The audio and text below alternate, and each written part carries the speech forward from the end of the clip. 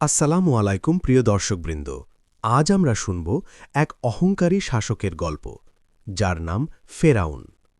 ফেরাউন ছিলেন প্রাচীন মিশরের শাসক।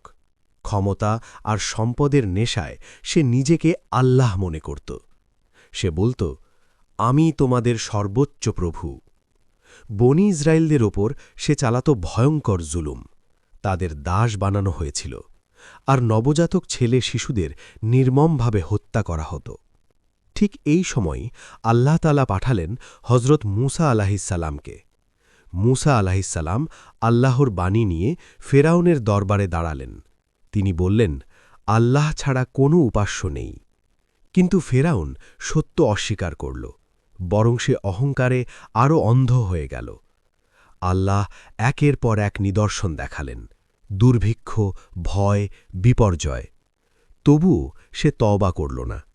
এক রাতে মুসা আলাহিসাল্লাম বনি ইসরায়েলদের নিয়ে মিশর ত্যাগ করলেন। ফেরাউন বিশাল বাহিনী নিয়ে তাদের তাড়া করল। সমুদ্রের সামনে এসে সবাই ভয়ে থমকে গেল, কিন্তু আল্লাহর আদেশে সমুদ্র দ্বিখণ্ডিত হয়ে গেল। মুসা আলাহিসাল্লাম পার হলেন, আর ফেরাউন তার সৈন্যসহ সমুদ্রে ডুবে গেল। মৃত্যুর সময় সে ঈমান আনতে চাইল, কিন্তু তখন আর সুযোগ ছিল না। এই গল্প আমাদের শেখায়, অহংকার ধ্বংস ডেকে আনে। জুলুমের শেষ কখনো ভালো হয় না।